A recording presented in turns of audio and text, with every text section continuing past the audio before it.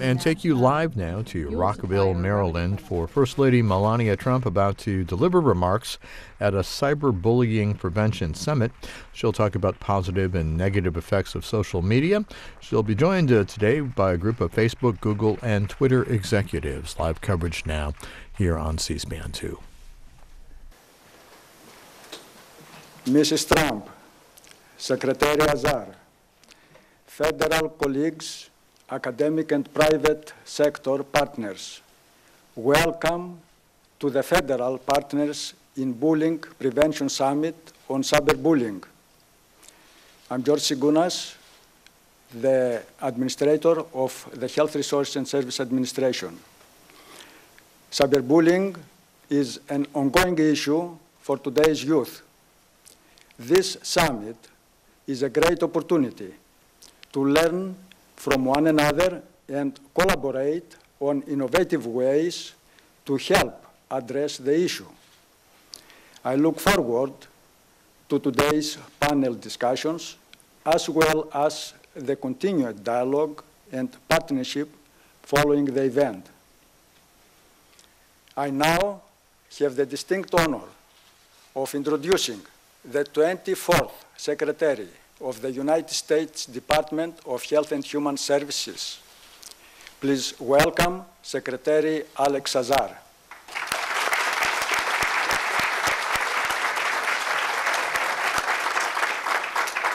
Well, thank you so much, Dr. Segunas, for that introduction. It is so great to be here today for this important gathering. The federal partners in bullying prevention serve as a wonderful way to bring departments and agencies together to protect children across our country from bullying. Bullying has a profound effect on our kids and their mental health. It's a topic that doesn't always get the attention that it deserves, but it's a topic near and dear to my heart, near and dear to the First Lady's heart. Both of us have teenagers going through this and the very difficult issues around social media. That's why I'm so happy that our First Lady is here today with us and working so diligently on this issue on behalf of all of our children. We're also grateful to HRSA for hosting this event. Alongside other parts of HHS, HRSA has played an important role in federal efforts on bullying prevention. In 2001, HRSA actually began the Stop Bullying Now campaign, which raised national awareness of bullying as a serious national concern. HRSA's work complements anti-bullying efforts across HHS, especially at the Substance Abuse and Mental Health Services Administration, or SAMHSA. HHS runs stopbullying.gov, a trusted resource about bullying and bullying prevention, generating 12 million page views in the last year alone. HRSA and SAMHSA also provide tools and resources to state mental health departments and to parents directly that can help them identify and address bullying. We've also paid special attention recently to children's mental health issues, which are often connected to bullying. As part of the Federal Commission on School Safety that President Trump convened earlier this year, HHS has been working to improve our policies and programs on children's mental health. Although 1 in 5 youth in the United States have a mental disorder, less than half receive the services that they need. Students with mental health conditions are more likely to have lower grades, higher rates of absenteeism, and elevated dropout rates, while students who have accessed school-based mental health care have been shown to have improved grades, attendance, and physical and mental health outcomes. Failing to provide the needed treatment for these conditions can put young people at risk for educational failure, obesity, smoking, other drug problems, and suicide. Bullying can cause feelings of hopelessness that lead to deeper mental health issues, and the same feelings can drive bullying too. We should be making every effort to reach troubled children and help them find a path to happy, healthy lives. That's why we're so glad that our First Lady has launched the Be Best initiative to help address some of our children's most serious challenges. The First Lady has selected social media use as one of the areas of emphasis for her initiative, and cyberbullying as a particular priority. 20% of children experience bullying, and 16% of children are now victims of cyberbullying. We need to recognize that bullying is bullying wherever it occurs, in the schoolyard or on the internet, and we need to stop it.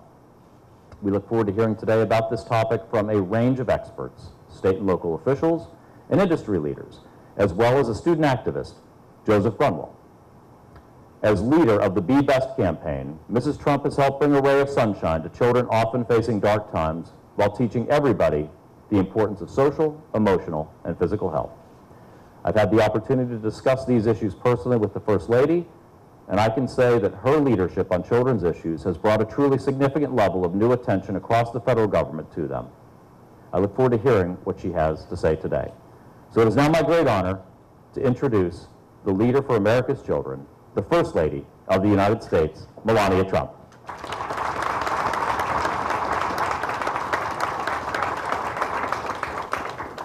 Thank you very much, Secretary Azar and Dr. Sigonas. Good morning. It is great to be here with all of you today. I'm honored to open this important summit on cyberbullying prevention and want to start by thanking each of you for your commitment to the topic. I know many of you are here representing social media companies, federal agencies, educational organizations, youth programs, and law enforcement. I also know we share one goal: to pave a smooth way forward for our children, our next generation. I launched my Be Best campaign in May with a focus on the many issues facing children today. One of them being the safe and responsible use of social media. In today's global society, social media is an inevitable part of our children's daily lives. It can be used in many positive ways, but can also be destructive and harmful when used incorrectly. This is why Be Best chooses to focus on the importance of teaching our next generation how to conduct themselves safely and in positive manner in an online setting. I have been so inspired by the children I have met in my time as First Lady and believe our next generation has unlimited potential to impact our world in positive ways. As an example, I recently had the privilege of meeting several bright students who are part of Microsoft's Council for Digital Good. In addition to sharing their 15 beliefs of how to be healthy and safe online, they each showed me individual projects representing their thoughts and ideas on what responsible behavior means to them. I was impressed by their deep understanding of how important it is to be safe and was inspired by their sincere commitment to reducing peer-to-peer bullying through kindness and open communication. I encourage technology and social media companies, schools, and community groups to establish more opportunities for children, such as Microsoft's Council for Digital Good. By listening to children's ideas and concerns, I believe adults will be better able to help them navigate this often difficult topic. Let's face it, most children are more aware of the benefits and pitfalls of social media than some adults. But we still need to do all we can to provide them with information and tools for successful and safe online habits. Thank you all again for being here today. Our children deserve all of the opportunities we can give them to grow up happy, healthy, socially responsible adults, and your commitment to this topic is an example of one of those opportunities. I look forward to today's discussion and to working with all of you in the future. God bless you and your families, and God bless the United States of America. Thank you.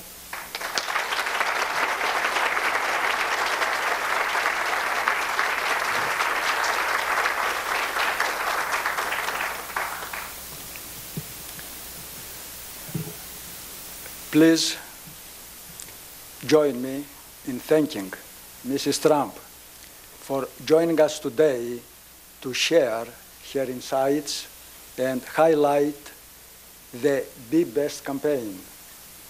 It is a true honor. We applaud you for your dedication to bettering the lives of children throughout the country. Thank you.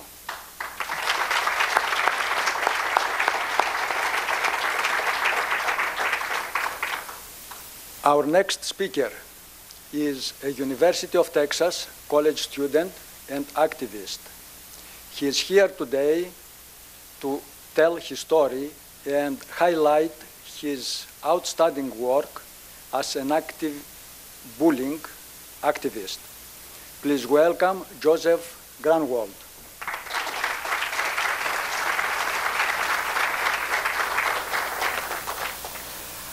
Thank you for inviting me to address such an impressive audience. Please first bear with me. I'm a little nervous. I've never spoken in front of this many people before, not to mention in front of such high-level guests. But I really care about this topic, and I would like to share my ideas with you. One reason I care is because of my own experiences with bullying. I was bullied throughout middle school and the beginning of high school. The bullying began as taunts thrown at me on the school bus, and that's how it was for most of middle school. High school, on the other hand, is where the bullying became much, much worse. Every day, I was verbally harassed in the hallways by one particular student who would goad other students into joining him. The verbal abuse eventually progressed into physical harassment in front of crowds of my classmates. It got even worse, and it became violent. All while this was going on, I was being harassed on social media by kids using multiple fake accounts. And because the bullying was also online, I couldn't escape it no matter where I was. Not at school, not at home, nowhere. Nowhere. Being bullied led me to be an activist, but most kids who are bullied just don't have the support systems or the resources that I had and are not able to do that. But we might ask ourselves, why are kids bullied, right? Often it's because they're perceived to be different in some way. Maybe they're awkward.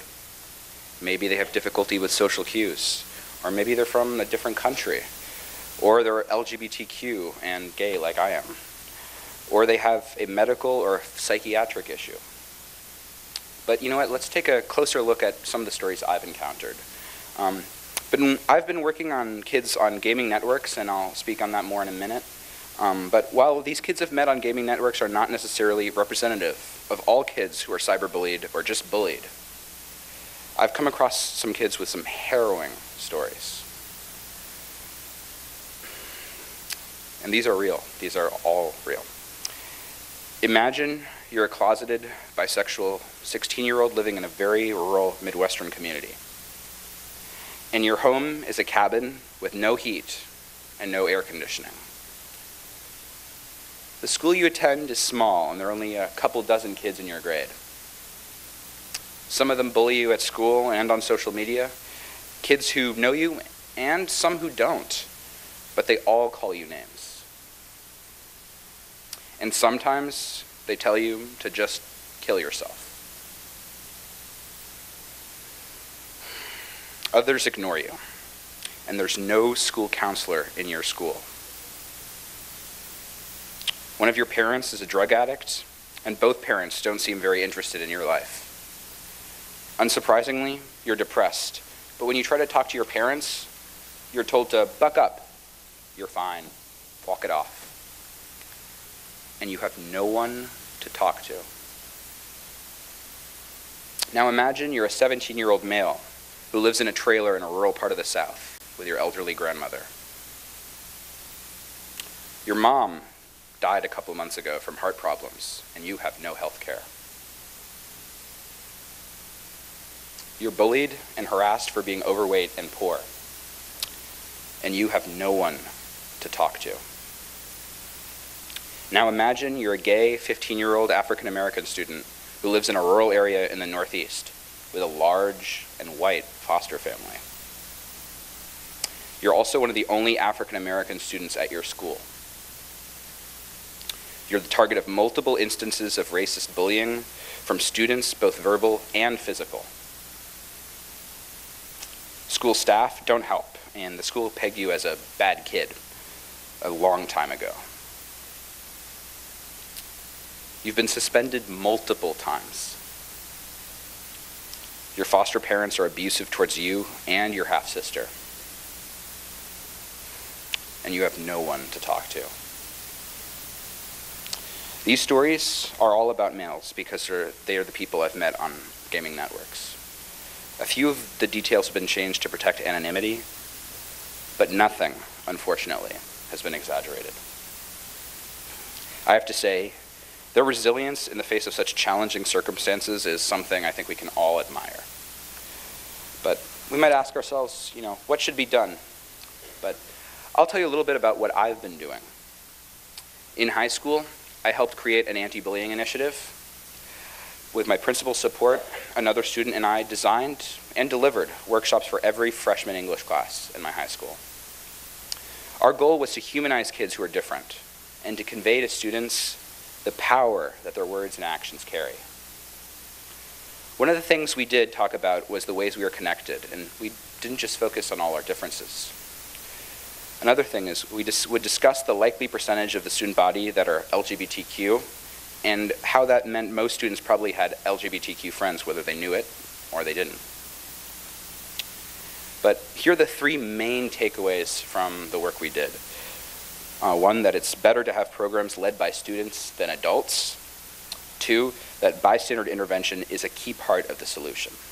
And I cannot emphasize that one enough as well. But maybe most importantly, I think the main goal should be to activate students' natural empathy, because we all have the power to be kind, and we're all, I think, born being kind, but the world takes a toll on us, and if we can somehow access that empathy, I think we'll be in a much better place going forward. In addition, our work emphasized the power of bystanders to reduce bullying. Bullies target students who are isolated from the rest of their peer group and then isolate them even further. When I was harassed, not one person watching stuck up for me. Not one person.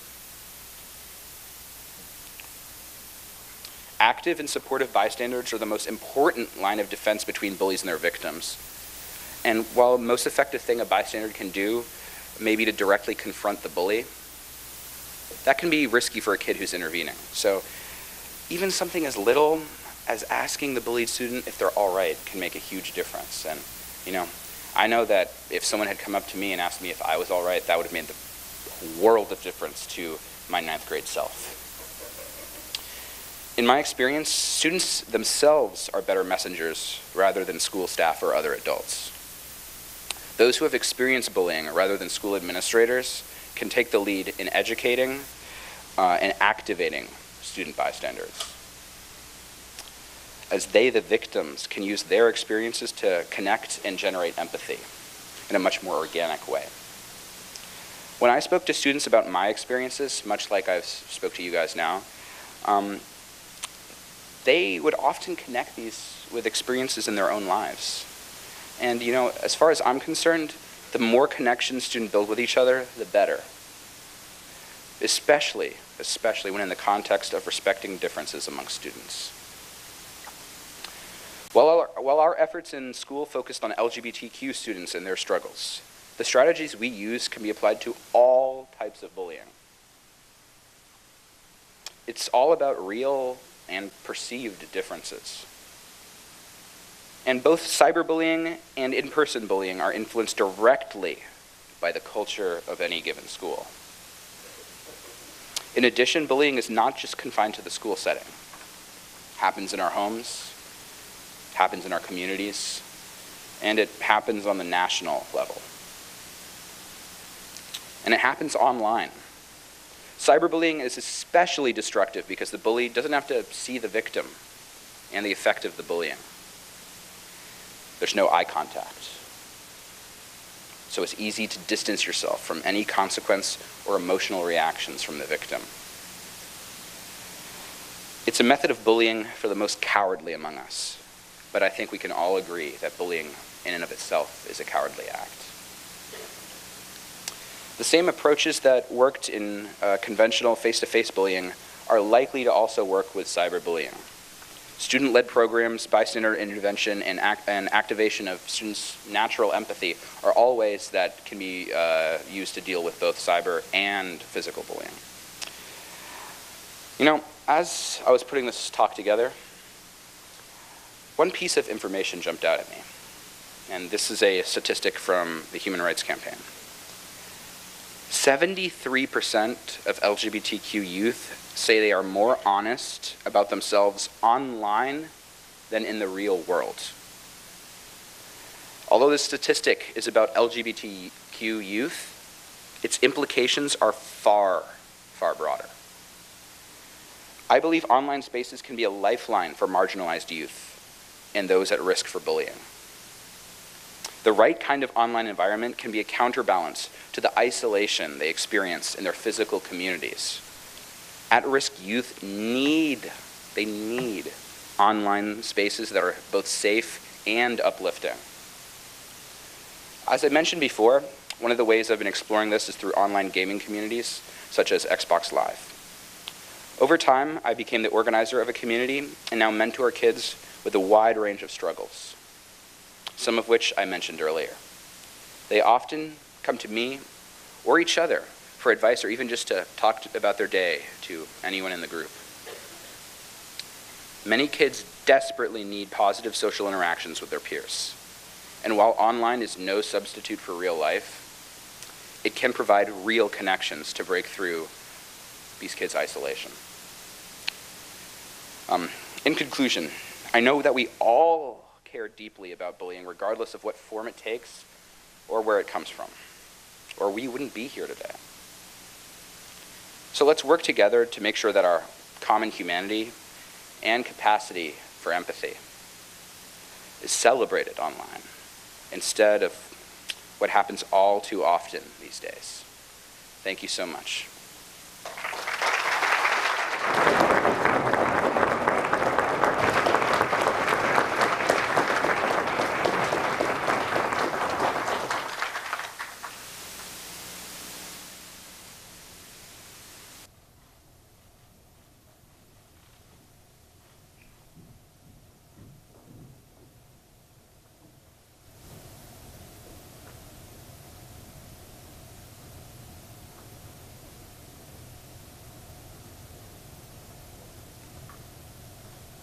Thank you, Joseph, for your bravery in sharing these personal experiences with us. Please, another round of applause for Joseph.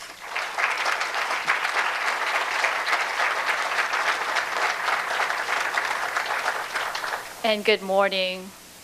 Thank you to First Lady Melania Trump, Secretary Azar, Administrator Segunas, and Joseph for all being here and for your leadership in this very important focus for this year's summit, which is cyberbullying. My name is Holly Ham, and I lead the White House Initiative on Asian Americans and Pacific Islanders as Executive Director.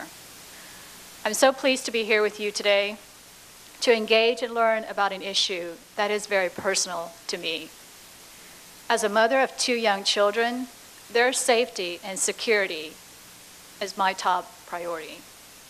And that is why this work involving the federal partners in bullying prevention and everyone else here today is so important. All of you are working to create a safe environment for my children to play, to develop, and to learn. And I want to take a moment to thank you for all the work that you do. Bullying prevention has been and continues to be an integral part of our work at the White House Initiative on Asian Americans and Pacific Islanders. Our mission is to ensure that the doors of the federal government are open to the Asian American and Pacific Islander, or AAPI community, and to ensure that AAPI communities across the country have awareness of federal programs, are actually accessing these programs, and are better off for it. But when children, parents, teachers, physicians, and the list goes on, are preoccupied with bullying and its effects, it makes it very difficult for us to achieve our true potential. Bullying is an impediment that must be addressed and stopped, and it has no place in our communities. But every day, kids of all ages suffer from being bullied in schools across the country. In the AAPI community, this problem is often compounded by cultural, religious, and linguistic barriers that can keep our youth from seeking and receiving help. And we know that the issue of bullying, especially cyberbullying, is still pervasive in the API and so many other communities. And the work of the federal partners in bullying prevention and this summit's focus on cyberbullying is extremely important as we face difficult times on how to help our children manage their lives around the prevalence of social media, such as Facebook and Instagram, videos, instant messaging, and online gaming. How do we safely allow our children and other youth to engage in the digital society, but protect them from the potential harms in that digital society? And with that, I'd like to pause and introduce our first panel discussions moderator. That will be Mr. Akil Vora, and open up for our first panel discussion.